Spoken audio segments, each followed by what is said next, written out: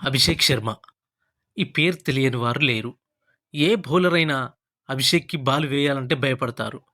ఎందుకంటే వేసిన మొదటి బాలే 4 లేదా 6 బాదుతాడు. ప్రతి బౌలర్‌ని బాదుడే. ఏ బంతి వేసినా తన పవర్ హిట్టింగ్‌తో చుక్కలు చూపిస్తాడు. కానీ ఇప్పుడు కథ మారిపోయింది. టీ20 వరల్డ్ కప్‌లో చాలా చెత్త ప్రదర్శన చేస్తున్నాడు.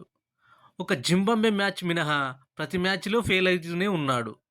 దీన్ని బట్టి చూస్తే అభిషేక్ ఓన్లీ ఫ్లాట్ పిచెస్ మీద, అలాగే ప్రెజర్స్ లేని గేమ్స్‌లో మాత్రమే బాగా ఆడుతాడని సోషల్ మీడియాలో కామెంట్స్ వస్తూనే ఉన్నాయి. ఇక గత ఆసియా కప్‌లో కూడా చూసాము. అన్ని మ్యాచెస్ బాగానే ఆడాడు. కానీ ఫైనల్‌లో ప్రెజర్ మ్యాచ్‌లో ఫ్లాప్ షోని మూటగట్టుకున్నాడు. ఇదంతా చూస్తే మన కేఎల్ రాహుల్ లాగానే కనిపిస్తున్నాడు. కేఎల్ రాహుల్ కూడా క్లాస్ బ్యాట్స్‌మెన్. రోహిత్ శర్మకి శేఖర్ ధవన్ తర్వాత బెస్ట్ ఫేర్ ఎవరైనా ఉన్నారంటే అది కేఎల్ రాహుల్. తను కూడా సిరీస్‌లో బాగా పర్ఫార్మెన్స్ చేస్తాడు. వరల్డ్ కప్ మ్యాచ్‌లో మాత్రం ఫ్లాప్ అయ్యేవాడు. దీన్ని బట్టి చూస్తే ఏమర్థమవుతుంది?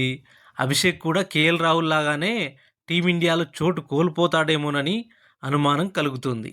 చూడాలి, టీమిండియా మేనేజ్మెంట్ ఎలాంటి నిర్ణయం తీసుకున్నా ఆశ్చర్యపోవాల్సిన పని లేదు.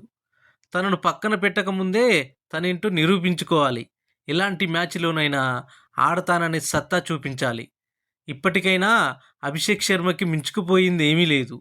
వరల్డ్ కప్ సెమీస్‌లో అభిషేక్ బాగా ఆడి రాణించాలని కోరుకుందాం. కేఎల్ రాహుల్ లాంటి పరిస్థితి రావద్దని ఆశిద్దాం. Thank you for watching. మా ఛానల్ని సబ్స్క్రైబ్ చేసుకోండి, లైక్ చేయండి, షేర్ చేయండి.